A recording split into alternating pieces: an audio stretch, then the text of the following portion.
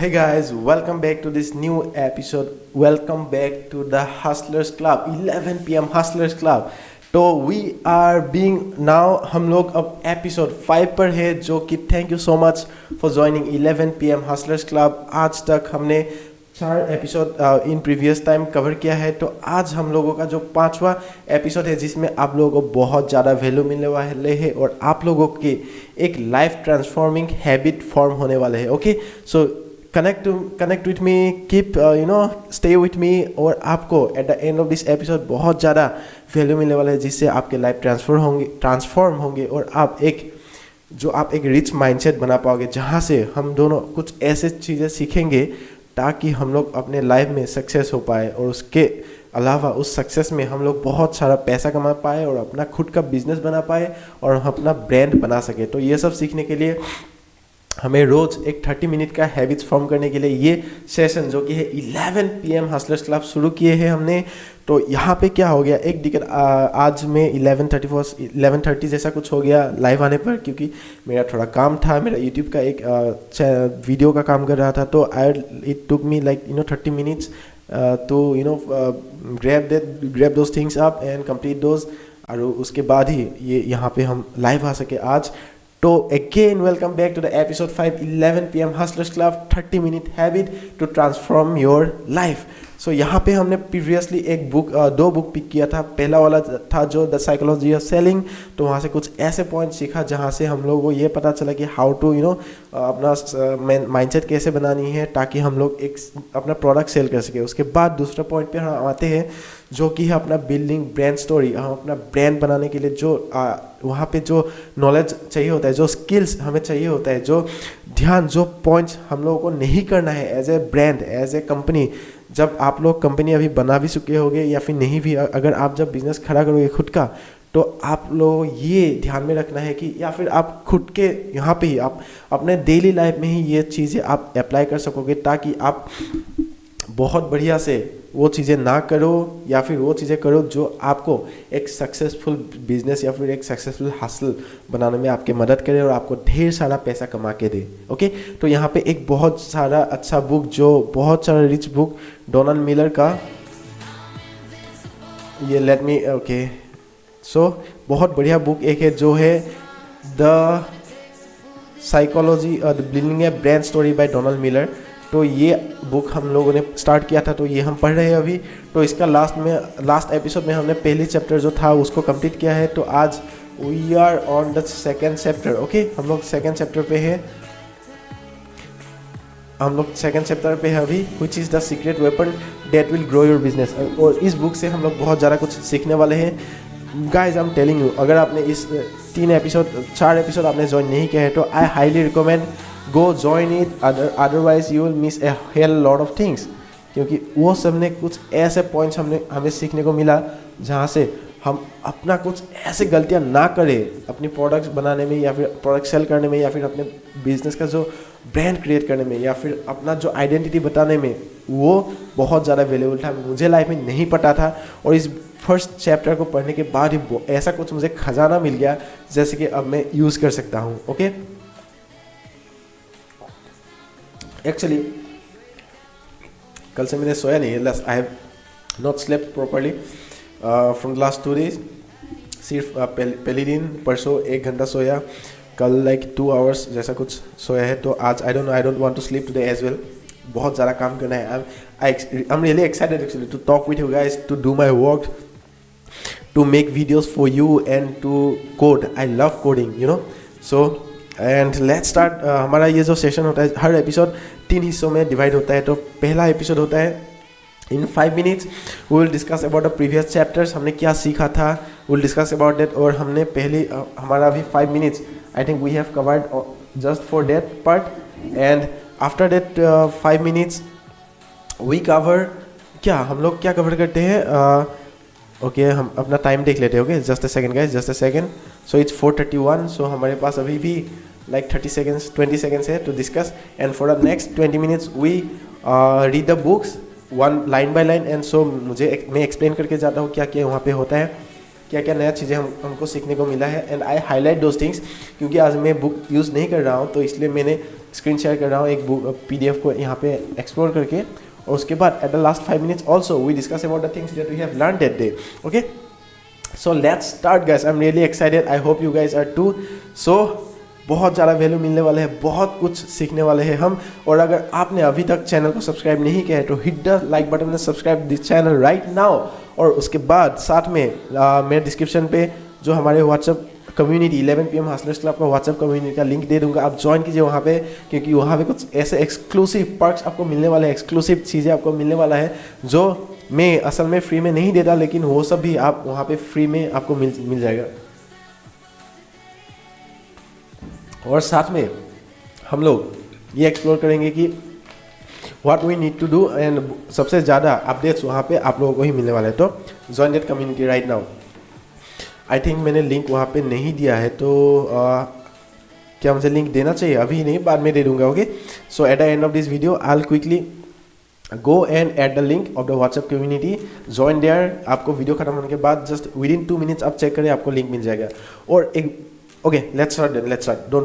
Let's not waste any more time.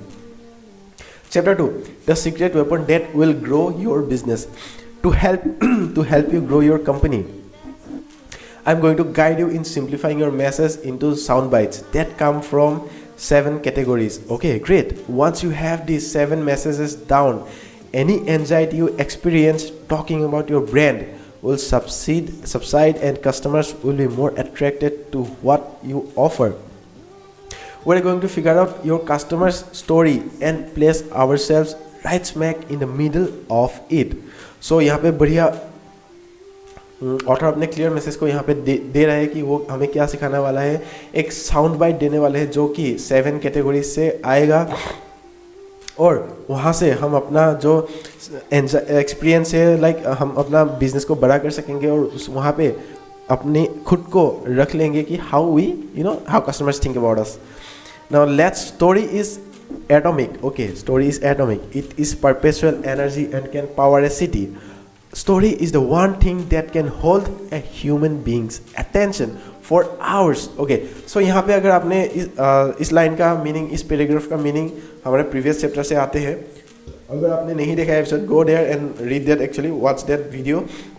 वहाँ पे author ये बताते हैं कि we have to convey everything through a story. अगर हम स्टोरी से अपने कस्टमर्स को हुक कर पाएंगे तभी वी कैन ग्रो. अगर स्टोरी नहीं बताएंगे तो because we want to create promotions, right. हम जब भी प्रमोशंस क्रिएट करेंगे तब हम अपने ब्रांड के लिए तो हमें एक स्टोरी के थ्रू उसको लेके जाना है. तभी कस्टमर्स के जो बर्निंग होता है ना, जो कैलोरीज बर्न होते हैं उसके दिमाग में, ताकि वो लोग आपके प्रमोशंस या फिर आपके मैसेज जो आप डिलीवर करते हो एडवर्टाइजमेंट के थ्रू उसको समझने में ज़्यादा कैलोरी बर्न ना करें, तभी वो लोग उसको ज़्यादा अच्छे से समझेंगे और आपके प्रोडक्ट को वो लोग परचेज करेंगे. तो उसी के लिए ये बता रहे हैं कि story is atomic, it is perpetual energy and can power A city. Okay, story is the one thing that can hold human beings attention. Yes, definitely for hours.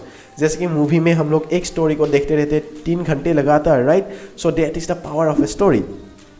Now, nobody can look away from a good story. In fact, neuroscientists claim the average human beings spends more than 30% of their time daydreaming. Okay, so nobody can look away from a good story. In fact, neuroscientists claim, ये neuroscientists वो लोग discover किए हैं कि हम लोग अपने दिन का 30% टाइम सिर्फ डे ड्रीमिंग में ही बिता देता है, unless they are reading, listening to और वॉचिंग ए स्टोरी अनफोल्ड. अगर हम लोग बुक नहीं पढ़ रहे होते हैं या फिर कोई चीज़ सुन नहीं रहे होते या फिर कोई स्टोरी देख नहीं रहे होते, तो we spend our 30% of the time day dreaming. Is it true? क्या ऐसा आप में भी होता है? अगर मैं देखना चाहूँ तो लास्ट डे में, या I have like day dreamed a lot of things, I have imagined a lot of things, and I think that is definitely the truth. Okay, now next, why, क्यों होता है ऐसा? Because when we engage in a story, the story does the day dreaming for us. क्योंकि हम लोग जब एक story में घुस जाते हैं तो वो स्टोरी जो डे ड्रीमिंग हम लोग करते हैं दिमाग से, वो लोग हमारे लिए वो स्टोरी कर लेता है. तो we avoid day dreaming in case of we are reading again, listening to or watching a story. Now, story is the greatest weapon to have we have to combat noise because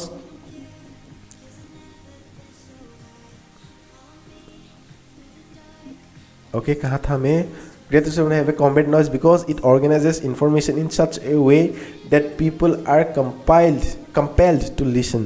Okay great.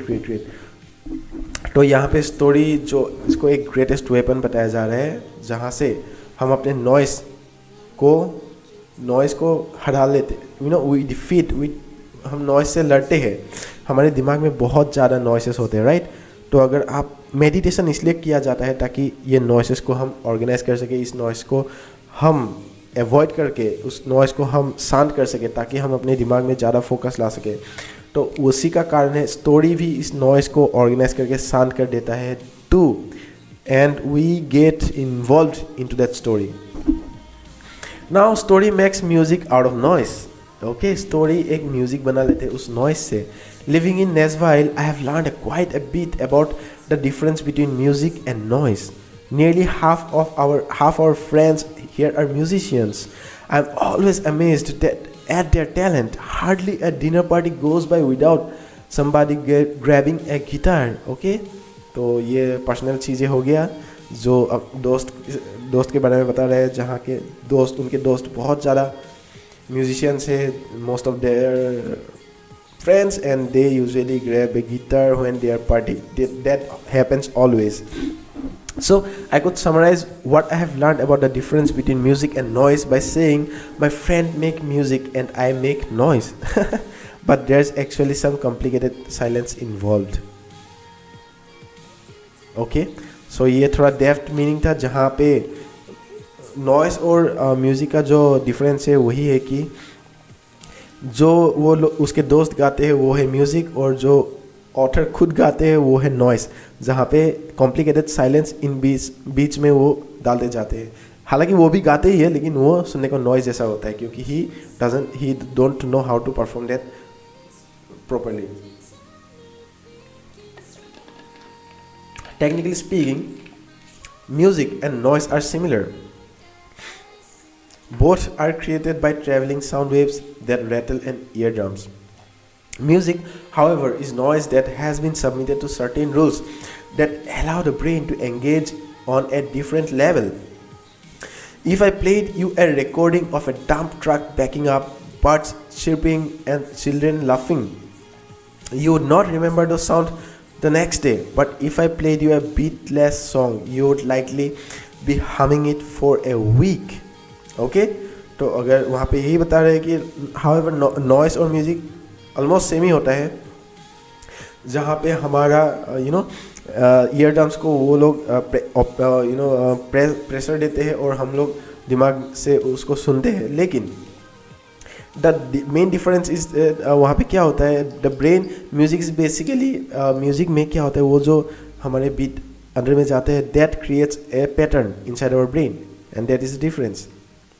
There is an obvious difference between a well choreographed piece of music and the sound of a cat chasing a rat through a wind chime factory,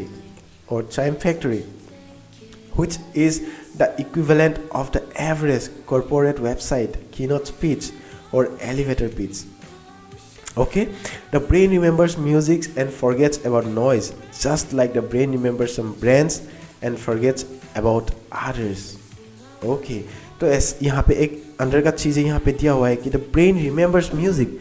हम music को सुन के उसको याद हो जाता है. हम लोगों को एक गाना सुन के उसको याद रखने के लिए एक्स्ट्रा फोर्स नहीं देना होता है. इट गेट्स, अगर हमको कुछ गाना पसंद होता है तो हमें वो गाना याद रह जाता है, राइट. जैसे कि noise, just like the brain remembers some brands, उसी के तरह हमारा ब्रेन उस ब्रांड को ऐसे समझ लेते हैं, उसको याद कर लेते हैं और उसके बाद हम जैसे म्यूज़िक सुनने के बाद उस नॉइस को भूल जाते हैं, उसी की तरह जो ब्रांड बढ़िया तरीके से हमारे ब्रेन में घुस जाते हैं तो we get to remember those brands and forget about the other brands. So this is the sweetness, this is the basics of this book. Okay, so यहाँ पे बहुत बढ़िया, I should highlight this point.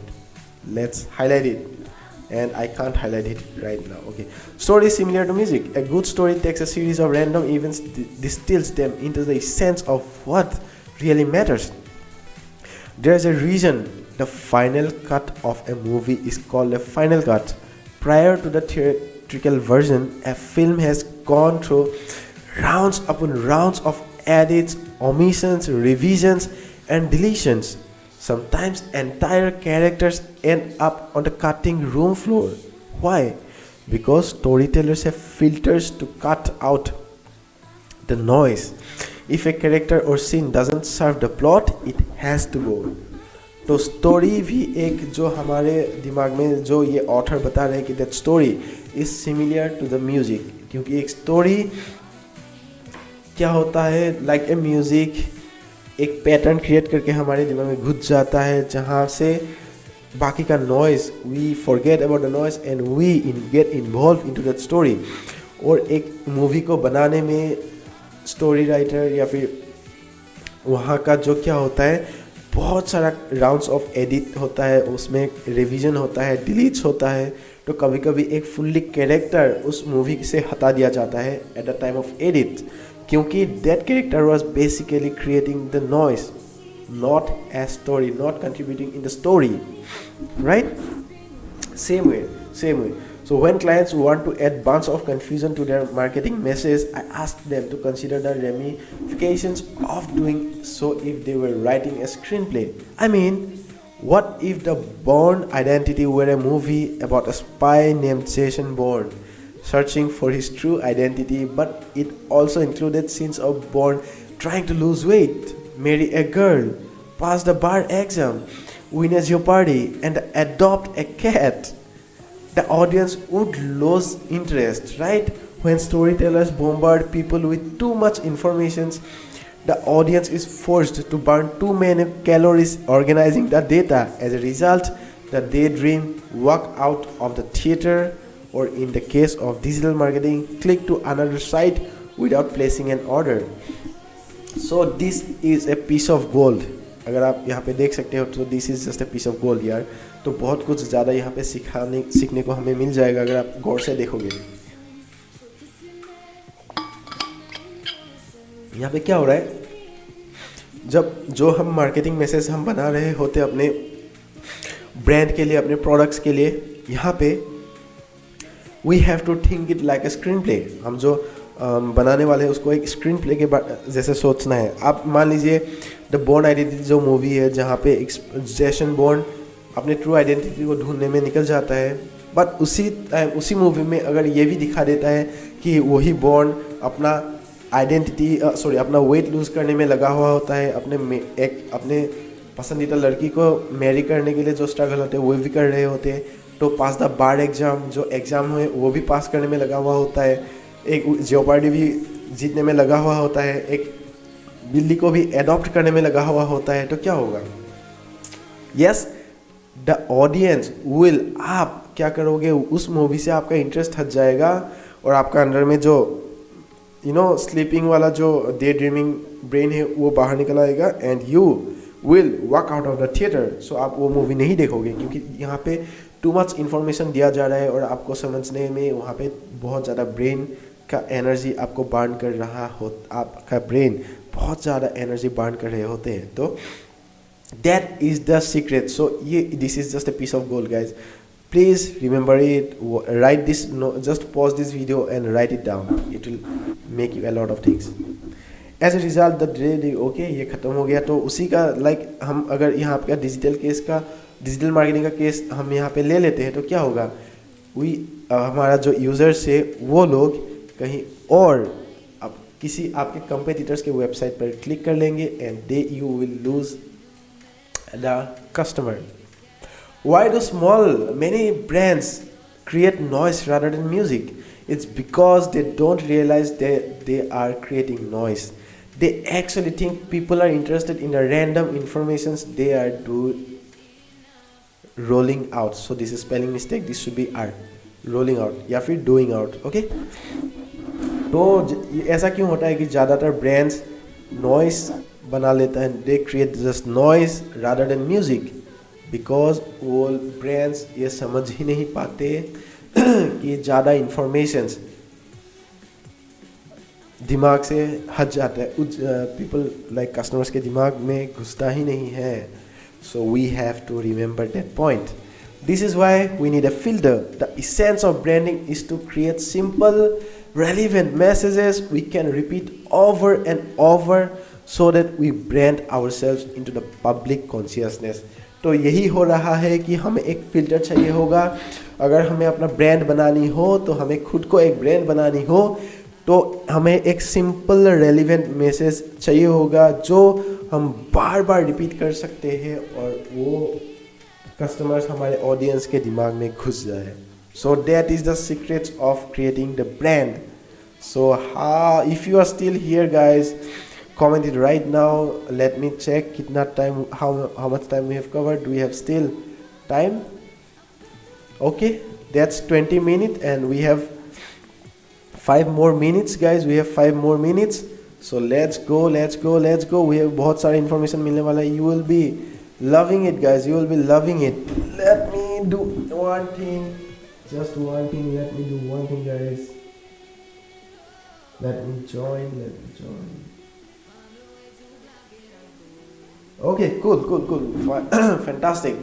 So अब हम लोग क्या करेंगे, let's go to the next part of this amazing book जिससे मुझे बहुत कुछ सीखने को मिल रहा है, and I know this will make a lot of value to you. Just okay, कहाँ था, यहाँ पे. Now coming to the next part, Steve Jobs and a message of Apple. Okay, Apple क्या मैसेज देते हैं and what Steve Jobs did actually.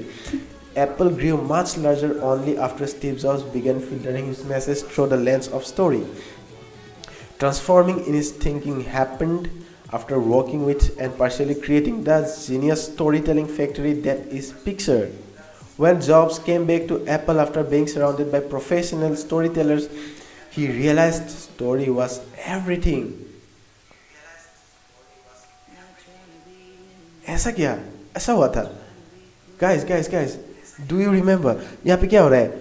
Steve jobs का जो brand, Apple का ब्रांड तभी ज़्यादा ग्रो किया था, कब पता है? जब वो पिक्चर बनाने के बाद वापस आया था. आपको तो पता ही होगा शायद, स्टीव जॉब्स को अपने खुद के फाउंडिंग कंपनी से निकाल दिया गया था, एप्पल इंक से निकाल दिया गया था ड्यू टू हिज इनएफिशिएंसी. और उसने एक पिक्चर खोल दिया था, एक कंपनी जहाँ से जो है एक एनिमेशन कंपनी, स्टोरी, जहाँ पे एनिमेटेड स्टोरी को एनिमेटेड एनिमेशन के रूप से दिखाया जाता है. लाइक आप देखते हो लास्ट एक सोल, जो एक ऑस्कर मिलने वाला मूवी है सोल, वो भी पिक्चर पे बनाया गया हुआ था. तो इस पिक्चर को बनाने के बाद जब स्टीव जॉब्स रिटर्न किया था एप्पल में, तभी ही made this brand to the larger new heights. Because तब उसने ये रियलाइज किया था, क्योंकि उसका रीजन था, ही रियलाइज स्टोरी वॉज एवरीथिंग. और वो स्टोरी प्रोफेशनल स्टोरी टेलर से सराउंडेड थे. Wow, just wow. Just think about the incredible informations that took place in Steve's life and career after Pixar. In 1983, Apple launched their computer Lisa, the last project Jobs worked on before he was let go. Jobs released Lisa with a 9-page ad in the New York Times spelling out the computer's technical features. It was 9 pages of geek talk nobody outside NASA was interested in. The computer bombed. तो 1983 में Steve jobs ने क्या किया था, जब वो निकाला गया था, उससे पहले लीसा कंप्यूटर लॉन्च किया था, जहाँ का एडवर्टाइजमेंट का एक 9 पेज उसने ऐड निकाला था, जहाँ पे सिर्फ एक कंप्यूटर्स टेक्निकल फीचर्स के बारे में बताया गया था. और ये 9 पेज का एक ऐड था जो कोई किसी से नहीं बताया, कोई नहीं पढ़ने जा रहा था, इसको कोई नहीं पढ़ रहा था, क्योंकि nobody wants to read a lot of information. That's true. और नासा के अलावा इसको कोई नहीं पढ़ा, और that computers literally failed to take the market. When Jobs returned to the company after running Pixar, Apple became customer-centric, compelling and clear in their communication. The first campaign he released went from 9 pages in the New York Times to just 2 words on Billboard all over America. Think different. Wow.